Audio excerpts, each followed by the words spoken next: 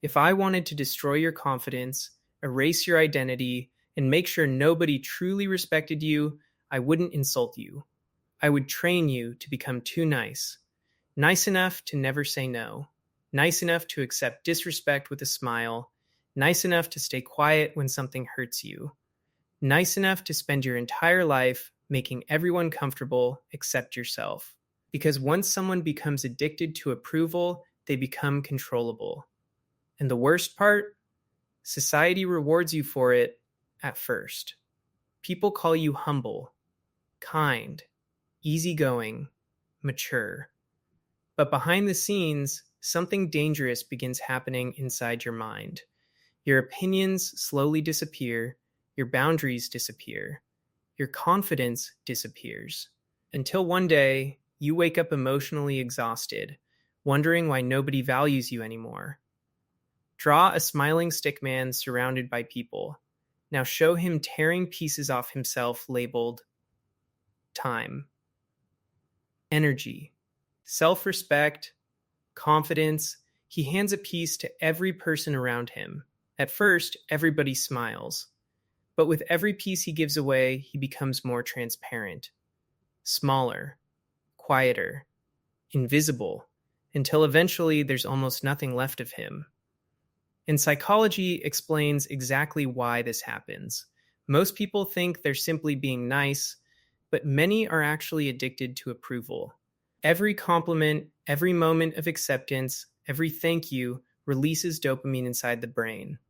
Dopamine is the chemical linked to reward and survival. Your brain starts connecting approval with safety. So subconsciously, you begin avoiding anything that could create rejection. Conflict, disagreement, boundaries. Draw a stickman pressing a giant red button labeled approval.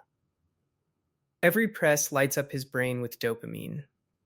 At first, the button looks harmless, but then chains slowly appear around his wrists, because this is how people-pleasing begins.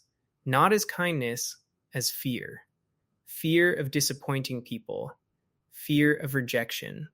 Fear of not being liked. So you start saying yes when you mean no. You apologize too much. You tolerate behavior that secretly hurts you. You laugh at disrespect to avoid tension. And over time, your nervous system becomes trained to believe something dangerous. Other people's comfort matters more than my truth. But here's the brutal reality. People may appreciate someone with no boundaries, but they rarely respect them. Because human beings subconsciously respect those who respect themselves. Draw two stickmen. One is bent over carrying everyone's weight. The other stands calmly holding a shield labeled boundaries.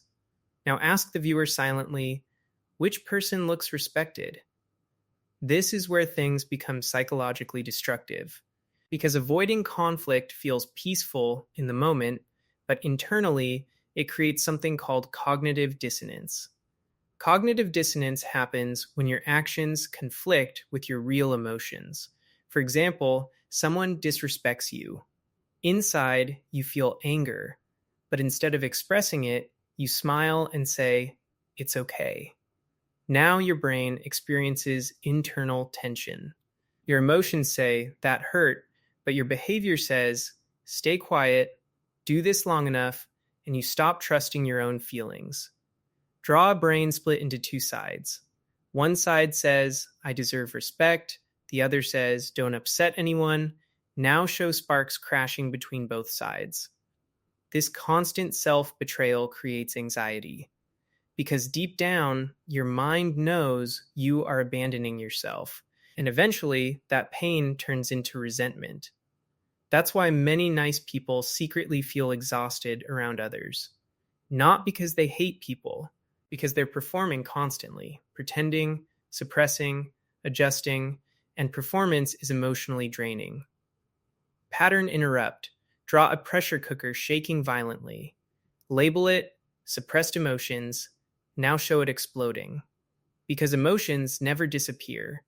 They leak through burnout, passive aggression, emotional numbness, silent anger. And here's the terrifying part nobody talks about. Being too nice can literally rewire your brain. This is called neuroplasticity. Neuroplasticity means your brain strengthens whatever behaviors you repeat most often. So if you repeatedly ignore your own needs, your brain becomes trained for self-neglect. At first, it seems harmless. Maybe you stop voicing opinions. Maybe you let people interrupt you constantly. Maybe you avoid difficult conversations. But slowly, your personality becomes built around pleasing others. Draw a stickman changing masks repeatedly. Friend mask, work mask, relationship mask. Different version for every person. Then show him standing in front of a mirror and seeing absolutely nothing. Because this is what happens when someone spends years becoming whoever others want them to be. They lose connection with themselves. This is why some people feel lonely even when surrounded by friends. Because approval is not the same as connection. If people only love the version of you that never says no, they don't truly know you. Even Stoic philosophers understood this deeply. Marcus Aurelius believed peace comes from controlling your own mind instead of chasing external approval. But people pleasers do the opposite. They hand emotional control to everyone around them. Coworkers, family, friends, strangers. Anyone capable of disapproval becomes emotionally powerful over them. That is not kindness. That is emotional slavery. But here's the good news. Confidence is not something you magically find. You rebuild it through small acts of honesty, not aggression, not becoming cold, honesty. Start with tiny boundaries.